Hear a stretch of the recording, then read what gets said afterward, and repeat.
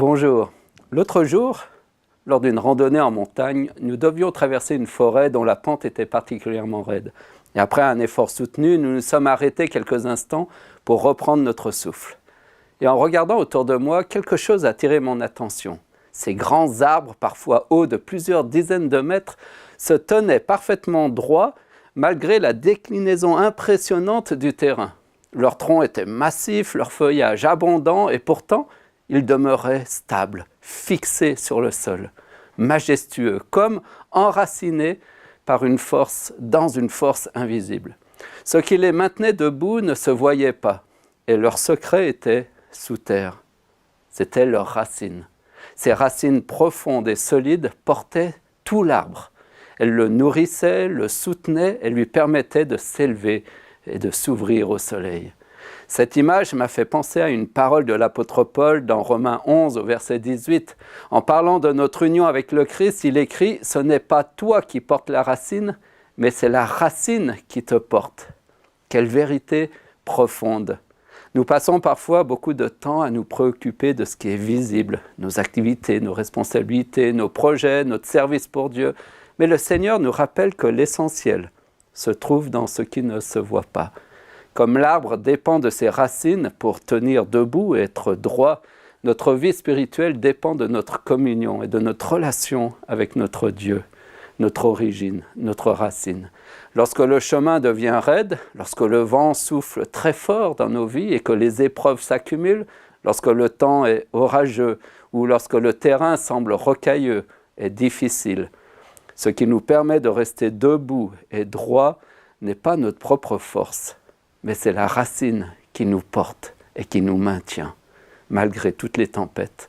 Jésus avait compris ce principe spirituel, il avait saisi que ce qui portait sa vie d'homme et son ministère prophétique, c'était vraiment sa vie de prière, sa communion avec son Père, le fondement, les racines de son être. Ainsi, l'évangile de Marc nous rapporte au chapitre 1, verset 35, « Vers le matin, pendant qu'il faisait encore très sombre, il se leva et alla dans un désert où il pria. » Ailleurs, dans l'évangile de Matthieu, au chapitre 14, verset 23, il est mentionné qu'après avoir renvoyé la foule, il monta sur la prière pour prier à l'écart. Et comme le soir était venu, il était là, seul. Ou encore, dans Luc 6, verset 12, en ce temps-là, Jésus se rendit sur la montagne pour prier et il passa toute la nuit à prier Dieu. Le matin, le soir, parfois toute la nuit, Jésus prenait régulièrement et quotidiennement du temps pour être seul avec son Père. Celui qui enseignait les foules, guérissait les malades et annonçait le royaume de Dieu avec puissance, savait que sa force ne venait pas de l'activité, mais de sa relation de foi avec son Père. Avant d'être un ministère, il y avait une communion. Avant les fruits, il y avait les racines. Pourquoi donc ces lieux retirés? Pourquoi le désert? Pourquoi la montagne? Parce que ce sont des lieux de silence.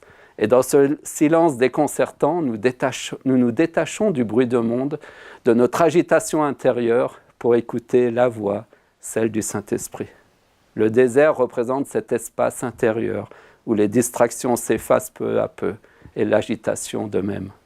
Là, loin du bruit du monde et de notre agitation quotidienne, nous apprenons à écouter. Maurice Zindel l'exprime ainsi. Le but du silence est de cesser de faire du bruit avec soi-même pour le rejoindre, se rejoindre. Et c'est dans ce silence de cette présence que réside l'enjeu de la prière, où le croyant, seul, pauvre et démuni, se retrouve dans une totale transparence et dépendance devant Dieu, et c'est là qu'il trouve la paix de l'âme. Alors l'enfantement spirituel peut avoir lieu. C'est dans le silence et la paix que surgit alors la parole créatrice. Le désert devient alors un lieu de parole, un espace de création, de recréation. Le silence de Dieu dont se plaignent tant d'hommes et de femmes n'est souvent que leur propre incapacité à faire silence et à se mettre à l'écoute de la voix divine qui ne cesse de nous appeler « Où es-tu ? Où en es-tu » Dans la tradition biblique, le désert est donc un lieu de silence et de parole, un lieu de rencontre divine, de transformation et de vérité.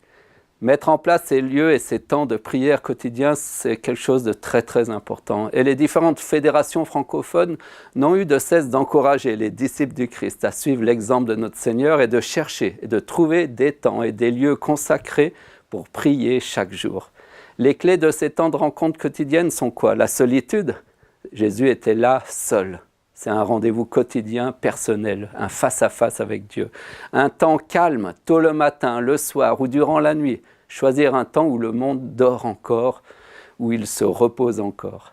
C'est aussi trouver un lieu calme à l'écart du bruit et de l'agitation. La montagne, un désert, une chambre chez soi, un sentier de promenade dans la forêt. D'avoir aussi un ou plusieurs partenaires de prière pour trouver soutien, réconfort, encouragement spirituel et fraternel. Les fédérations ont développé des programmes, proposé différents matériels sur ces mêmes principes pour vous aider et vous accompagner. Par exemple, il y a le livre « Une Bible du Café des disciples » de Neil Cole.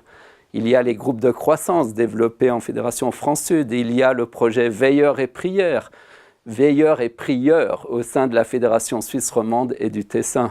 Et ce ne sont là juste que quelques exemples pour vous soutenir et vous aider à vivre ce rendez-vous quotidien avec Dieu, qui n'est pas un devoir, mais qui devient la source de tout, la racine qui soutient tout l'arbre que je suis et le ministère que je porte, car ce n'est pas toi qui portes la racine, nous dit Paul, mais c'est la racine qui te porte.